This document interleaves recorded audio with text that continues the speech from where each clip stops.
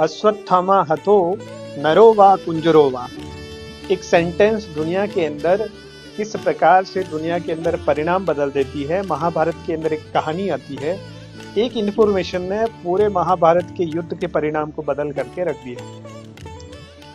महाभारत के अंदर दो पक्ष हैं, कौरव और पांडव। भगवान श्री कृष्ण है वो पांडवों की तरफ है, कौरवों की तरफ है गुरु द्रोणाचार्य, उनके पुत्र अश्वत्थामा।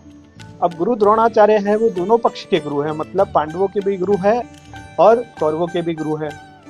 परंतु नैतिकता के आधार पर इस युद्ध के अंदर पांडवों की जीत होनी चाहिए, तो भगवान श्री कृष्ण है वो पांडवों की तरफ है।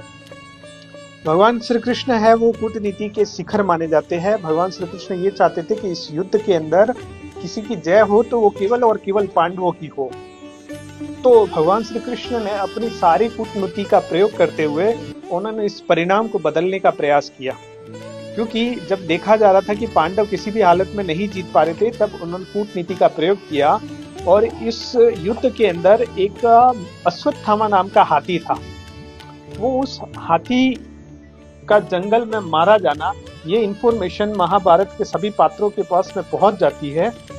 तब गुरु द्रोणाचार्य को लगता है कि अश्वत्थामा मतलब मेरा पुत्र मारा गया।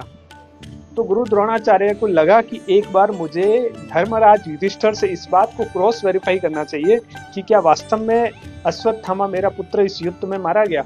तो उन्होंने धर्मराज युधिष्ठिर से पूछा, तो धर्मराज युधिष्ठिर ने बताने का प्रयास किया। और प्रयास क्या था, उन्होंने बोला कि अश्वत्थामा हतो नरो वा कुंजरो वा।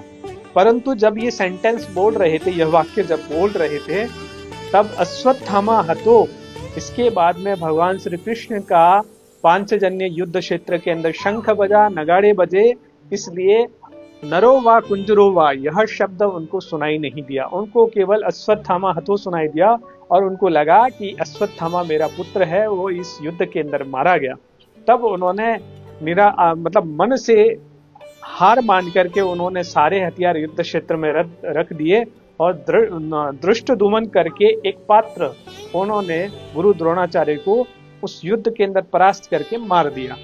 तो केवल ये एक इंफॉर्मेशन ने इस महाभारत के युद्ध के परिणाम को किस प्रकार से बदल दिया।